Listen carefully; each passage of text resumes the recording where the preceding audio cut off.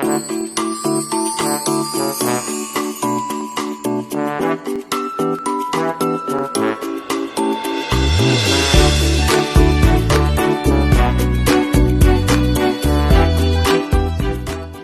everybody. This is Leo Brady with AMovieGuy.com. I am so excited to be here today with actor, star of the fantastic new film, The Novice, Isabelle Fuhrman. It's so nice to be with you here today.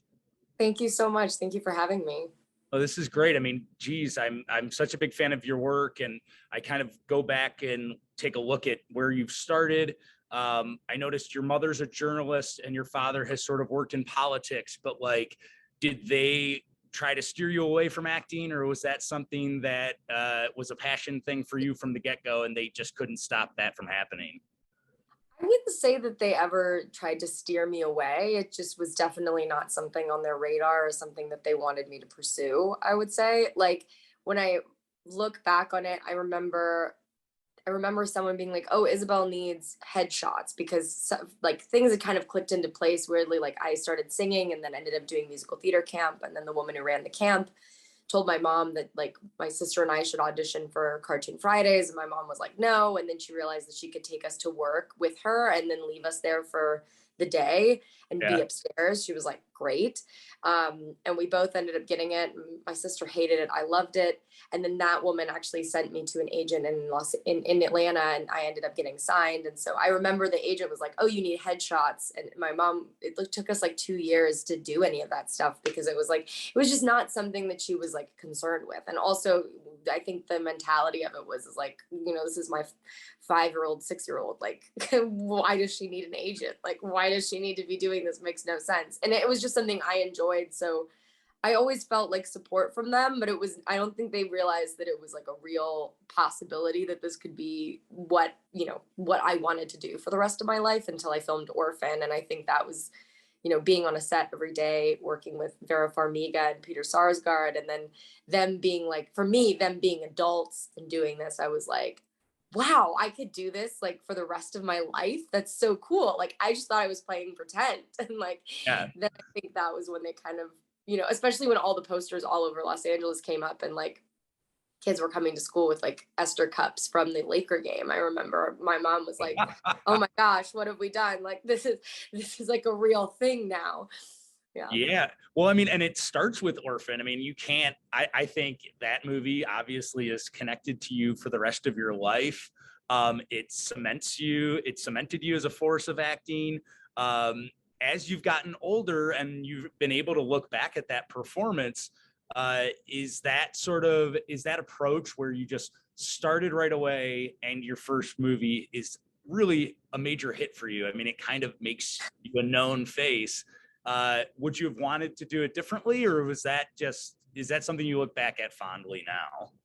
Oh, I've always looked back at it fondly. I mean, I had the most incredible experience making that movie, and I remember feeling like not only like I was on set every single day and I was getting to do something that I loved, and realizing too at the same time that this was something I could do forever, which was like imprinted in my brain like every single day working with these fabulous actors. But also, you start to realize that you can become a part of the creative process. And even though they did such a great job creating Esther as a character, I Right. got to be part of that creation and make that happen. And it's funny, I look back and I was completely conscious of like the choices that I was making. I think the way that I explained them to myself was very different than how I would now, given the Yeah. fact.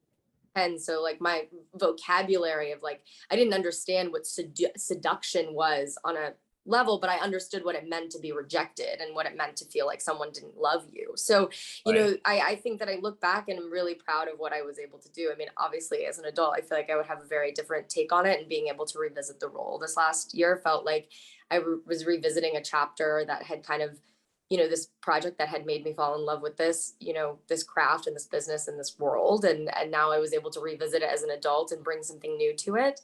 Um, so that was a really incredible experience that I've looked back on my experience filming Orphan, and I have nothing but like complete love and fond memories and good times from it and everything. And I think that's what you hope for. I realized too, you want the experience of making the movie to be just as good. Because when I look at the publicity and that whole thing and how they marketed the movie, I don't remember really any of that because it's Right. happening around you. You're not an active participant in it as much, especially as a kid. Like, I Yeah. just remember people asking very weird questions, like, what does it feel like to be the most hated child in all of the world? And I was like, that's a stupid, I remember, I think I said, I was like, that's a really mean question to ask, because it's Yeah. true. It's like, you really Right. kind of like, wow, like, I'm 10 and you're asking me this question? Like, who are you? Yeah, it makes me want to think of how people were asking questions to the kid who played like Damien in The Omen, like because that's like even a movie back then of that same kind of nature.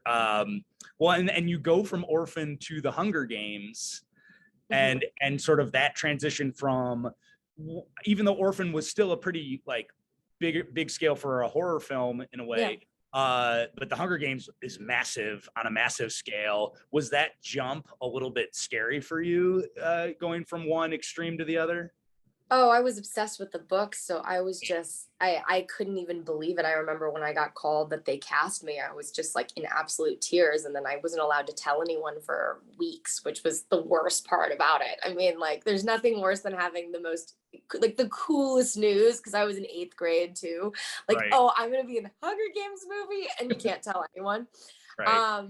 And that was also like a completely different experience. I think since after Orphan, I did a bunch of independent films, and I went to school full time, which a lot of people don't realize. Which is funny. Like, Orphan to me was, I know it was popular when it came out, but I think I was really lucky that it gained popularity through like young people watching it at home when it came out on DVD in theaters, as a lot of horror movies can do.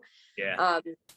Because I was able to like go to school and have my own private life. Like, I really feel really fortunate for that. Like, I feel like if it exploded in a different way, I wouldn't have been able to make the mistakes that I did and crush on, the people that I had crushes on, and make ridiculous, like, I remember I curled my hair like once to impress some guy that I had a crush on. Like those things you can't do when people have this like idea of who you are because of the movie. So I was really lucky in that regard.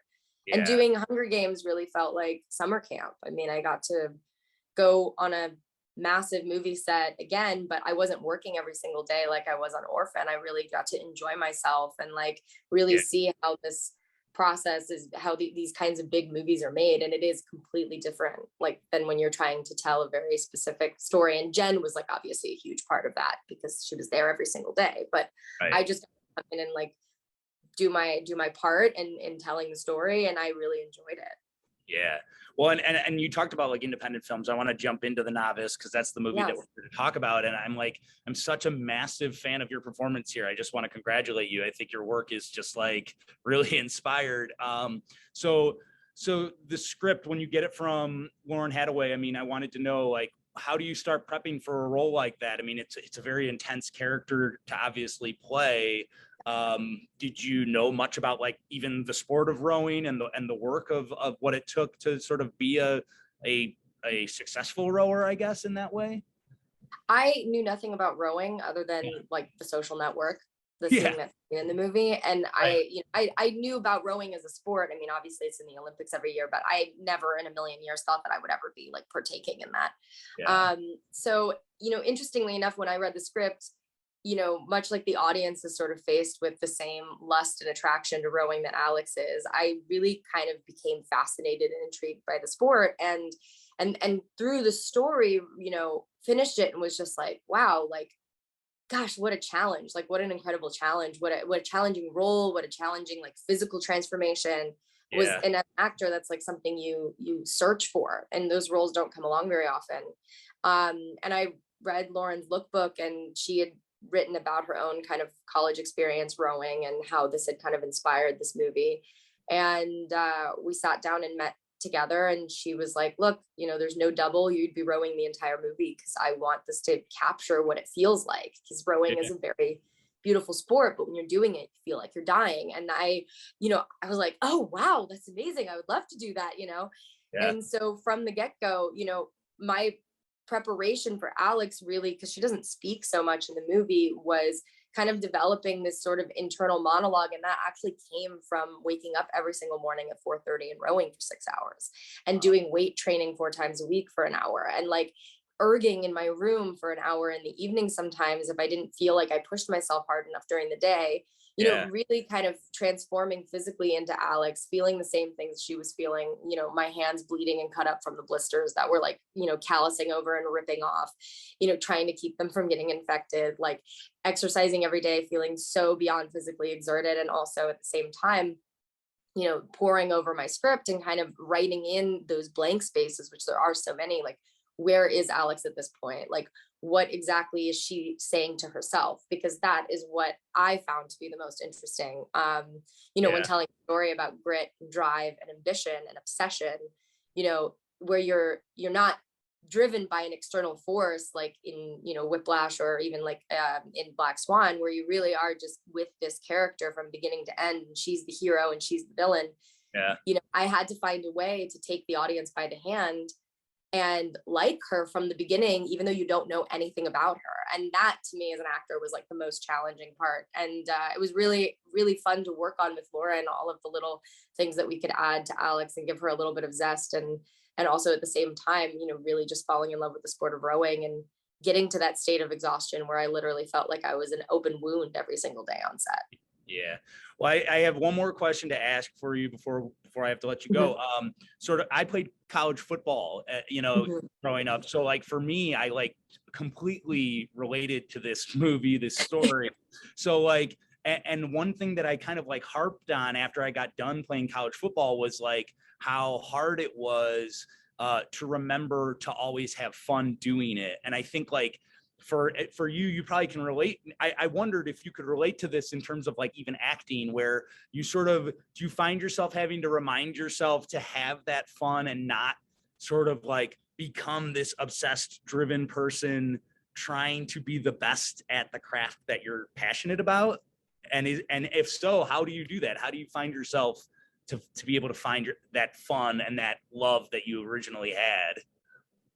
I think there was a time in between when I was like 14 to 18, no, to 19, where I felt very old, which is so funny now that I think about it, you know. And I think a lot of young people feel that way. It's like you look around you at other people and you look at the adults that you admire. And, you know, also I was surrounded by people in this industry who constantly were telling me from the time that I had done Orphan, from the time I was 10, like how mature I am and how, you know, grown up I am for my age and all this sorts of stuff. And so you really start to kind of, you know, believe sometimes what other people are saying, really just by repetition of what people say around you. And what's funny is I remember I did like a 10-day silent meditation retreat, and I remember having this like, you know, come to moment where I relived every moment in my life in one of my meditations where everyone had told me that I was so grown up. And I remember realizing at 19, like, I'm so young. Like, why am I taking all of this so seriously and